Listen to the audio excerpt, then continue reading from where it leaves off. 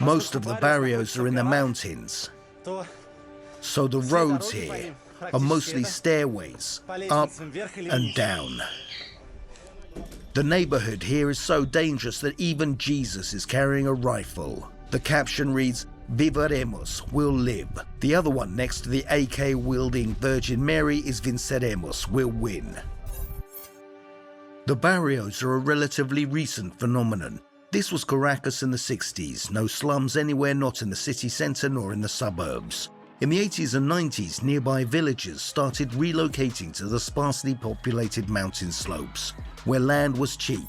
But everything changed at the turn of the century, when the first socialist president of Venezuela, Hugo Chavez, started granting the poor land all over the city, even the rich neighborhoods, including around his own Miraflores palace.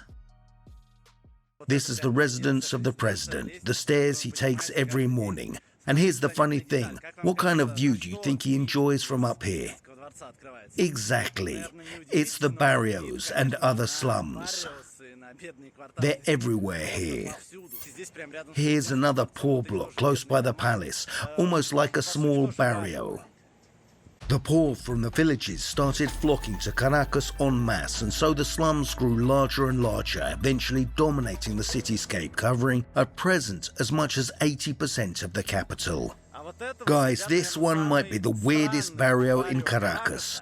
It's a 25-story block of flats. There's even a helipad on top. It was never finished, but people still decided to move in.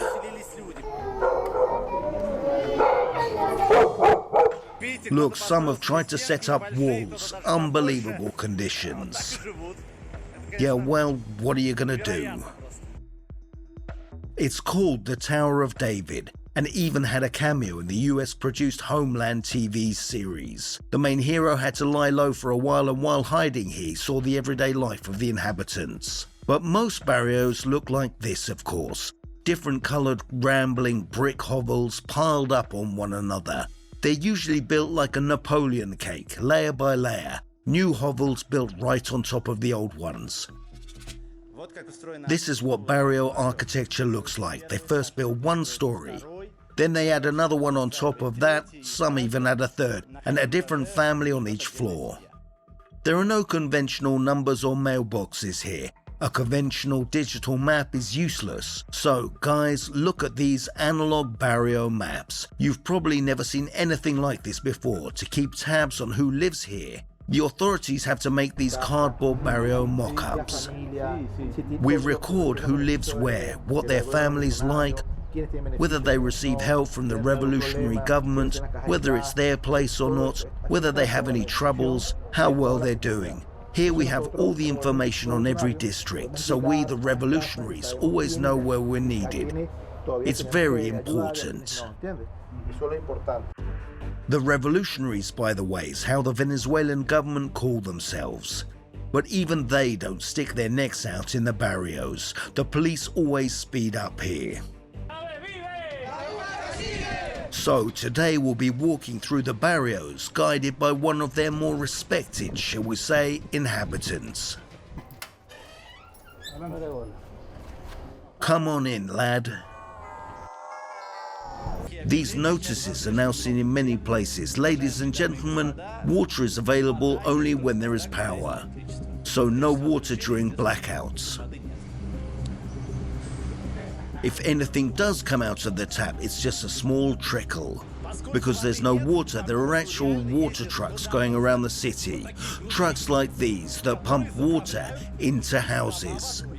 But that's just for the rich. Most people get their water from ditches or straight from the drain pipe by the roadside. This is a typical flat here in the barrios. This is where the children live. This is where they play. This is the cooking area. Let's see what's in the fridge. The fridge here is predictably empty. Well, half empty. Anyway, the only light in the kitchen is this lamp. And this light is the only one in the whole flat. The chandelier looks like this because light bulbs are impossible to get. I've got some corn grits, rice and pasta here. Lucia Lopez is showing the supplies for the week. There's not much protein in these, true. And now count the children living here. 1, 2, 3, 4, 5, 6, 7, and the 8th one crying out of frame.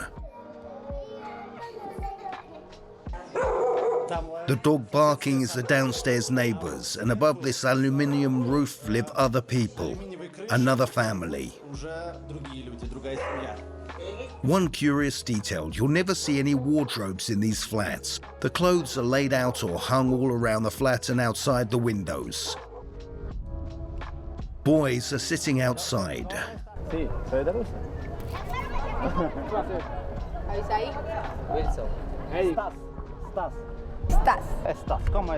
They're eating ice cream. Look, it's in plastic bags. It's made with the simplest ingredients. Water poured into a plastic bag with milk powder, cocoa and sugar, and then a couple of hours in the freezer. No one here has the money for a proper ice cream, of course. And the biscuits in the boys' laps are just corn flour with cocoa and sugar, not even baked. But this could well be all they have for lunch. By now you may be thinking that life in the slums is at rock bottom, but it's not. People move to the barrios for a better life, because the villages they were born in look like this. Houses made of hay and clay, no light at all, and bananas for breakfast, lunch and dinner. State price regulation has ruined agriculture. In a country where you can collect 3 harvests a year, there's now a famine. At least in the barrios there is light, although not always. Some sanitation and water, schools for the children, and most importantly, food. Hugo Chavez started handing out food parcels and introduced free lunches. This is the kind of meal every barrio resident in Caracas can get for free. It is, in fact, one of the only ways people survive here. Today there's pasta, some mushy beans, and a slightly suspicious-looking chicken. Still, it's actually not that bad. But today, even these public canteens are slowly running out of food. Valentin Santana's taking us into the Holy of Holies in the barrio, the collectivo's command center. Look, this is our base of operations. From here, we control our whole territory. See the cameras? The whole barrio's covered by these cameras. So you control the whole barrio from here. The whole barrio and beyond. We also monitor the surrounding area. Here they have gas masks, military helmets, and of course, piles of guns. Don't film that, turn it off. Before we arrived, the men had clearly been told to put away their guns, but look, they didn't bother to take off the clip holsters, for example. And now Santana's taking us into his own private premises. Look at the view from his house in the barrio. He has a greenhouse with vegetables, his own pigsty and chicken coop, and even a live crocodile.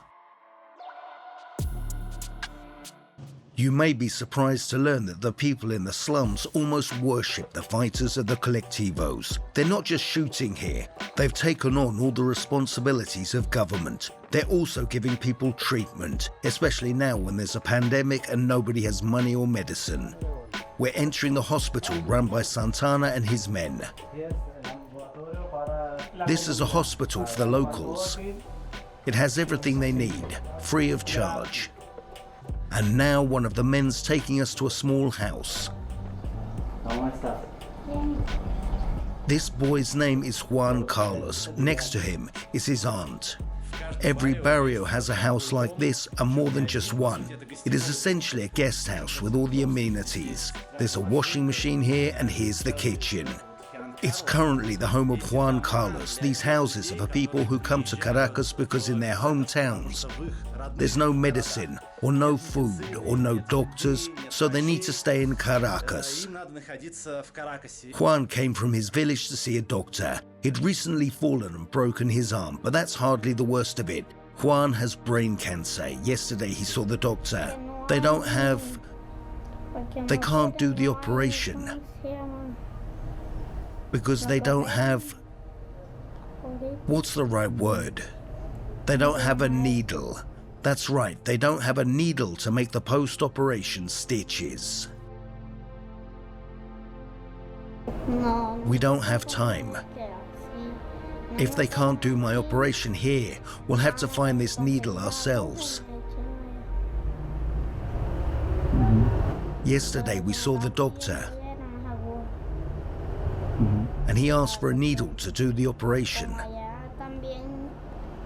But then he said he couldn't help me anyway, because after the operation you need to put ice on the stitches, but they don't have it.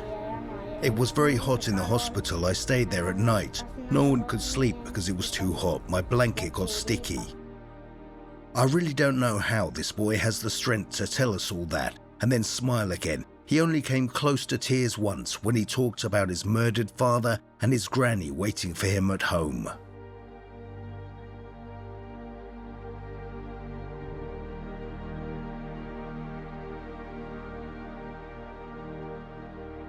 They're staying in these houses free of charge. The members of the collectivos help them with food, with transport, with everything they need. So when you next hear that it's dangerous in the barrios, well, think about that. This isn't meant to justify the robberies and murders committed by the collectivos. It's just that life is more complicated than just black and white.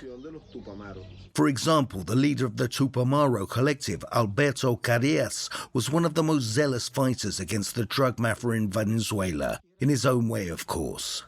Alguien que vende droga no tiene derecho, y alguien que distribuye droga, que destruye vida de niños, de ancianos, de jóvenes, no tiene derecho a nada, a la vida.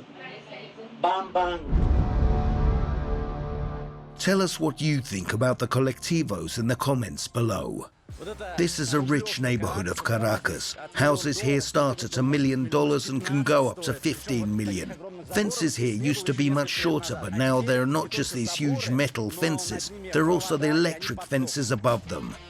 This guy built a 6-foot wall, but then, the border's clearly visible, he thought a bit and added another 6 feet on top. Construction is in full swing here. Here they're building a house that looks like it's going to cost a few $1 million. This elite construction site in a starving country looks especially striking next to a shabby old taxi someone has left nearby. Whose house is this? Expropriated. Whose shop is it? Expropriated. This is Hugo Chavez solving the country's economic woes. A shop's raising prices. Shop expropriated. The flats cost too much? House expropriated. The farmer's not bringing pork to the market. Farm expropriated. In the end, everything's been taken. Great job, people cheering. But in the long run, the prices stayed the same. It's just that the country where it's summer year-round is now starving. It's highly inadvisable to go out on the streets of Caracas at night, especially as I'm doing it right now with a phone in my hand. They can snatch it, and that's the best case scenario. They can shoot you and take it off your body. So it's possible that if you're watching this video, it's been edited by my cameraman. Old jeans, t-shirts, slippers. This is the black market in the slums of Caracas. Anything goes here. For example, this guy is selling stolen phones. You can get anything here, from furniture and clothes to guns and drugs. Not a night goes by in the barrios without some sort of shooting.